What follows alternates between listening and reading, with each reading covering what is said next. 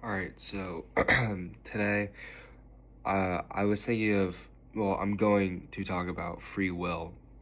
So, free will is basically the idea that human beings genuinely choose their own actions, right?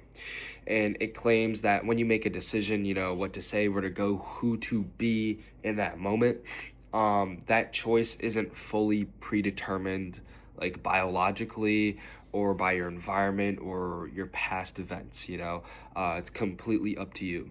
In other words, your future isn't already written for itself, and you are an active author of your life, not just, a character following a script. Um, and at the core of free will is, moral responsibility, right? If people truly have the ability to choose, to praise, to blame, to guilt, and, accountability, that means they all mean something. Your actions matter because you could have done otherwise. You could have done the wrong thing. You could have done the right thing. You could have done, another variable of that. Something in the middle. uh, which is why free will is deeply tied to justice systems, like ethics and everyday judgments about right and wrong. And without it, responsibility starts to feel kind of eluded. And philosophers often debate free will mainly because of the concept of determinism. The idea that every event is caused by something before it. And if your thoughts and choices are the result of genetics, upbringing, brain chemistry, prior experiences, then it all starts to question, are you really choosing, or are you reacting to the stuff that surrounds your life? And which is why a lot of people argue why the concept of free will is impossible, the extreme concept of free will, while others believe, free will can exist, even within, that cause and effect kind of universe.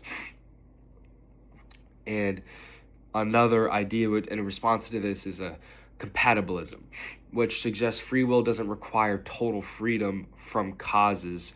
Instead, it means acting according to your desires, values, and reasoning. Without external force or coercion, even if your desires have causes, the choice still counts as yours because it comes from who you personally are. And on the other side, libertarian free will argues that, true freedom requires the ability to genuinely choose between alternatives. According to this view, human consciousness introduces something new into the universe, decisions that aren't fully explainable, by physical laws itself. Beyond philosophy itself, free will shapes how people see their own lives. Believing in free will can encourage personal growth, responsibility, and change. It supports the idea that no matter your past, you aren't permanently trapped by it. And at the same time, people warn that emphasizing free will can ignore limitations like trauma and inequality and mental health. So, ultimately, the decision is, does free will really exist? And and personally, I think it comes down to a T, right? There's some free will that exists, but the free will that does exist is influenced by the factors around you. It's influenced by your upbringing, um, who raised you, how they think, politically, I guess, what school you went to, what sports you played, anything can factor. What video games you played, what console you play on, what music you listen to. They all somehow influence your life. And it could be the most minute detail that you wouldn't go cherry picking, be like, oh, I said this because of this. It's all just a jumbo together. It's a jumbo, it's a jumbo, it's a jumbo. And you don't really realize it. Um, yeah, free will. It There's no such thing as true free will. Even monks who strive to have peace, all their thoughts are determined by how they want to live. in how they have been taught. They don't have free will either. Nobody has pure free will, but nobody has nobody has I don't know how to put it. Nobody doesn't have free will, right? There's not a single person in the world who doesn't have some sort of, free capability to be able to make a decision, make a difference, switch and change the course of your life. You know, if you're an orphan, um, and you don't have, parental figures enforcing opinions into your life, I think that is I wouldn't say it's the most free will that you can have, but it's whatever information you're fed. So it's kind of the same thing, but I feel like it's different without a parental figure because nothing can really hold you back. I'm not saying being an orphan's a good thing, but I'm just saying that kind of mind, how it affects you. You kind of look at the world either differently or in a very confined space. And depending on anything, literally anything, free will changes. But it all comes down to the actual decision. You have freedom of choice depending on what you have been taught, what you have learned, what you can learn in the future, what consequences will be from your actions, all these factors before you speak, before you do something, whether it goes right, whether it goes wrong. There's quintillions, there's infinite amount of possibilities in literally every single second. I could drop dead, die right now. I could have a heart attack, stroke, plane could fly through my house and I die. There's many different factors of your life, which is a main thing in free will, because there's so many of these factors. And I could die tomorrow. Why wouldn't I try and change it today? And that's a whole other thing. That's mainly motivation and this and this and that and that.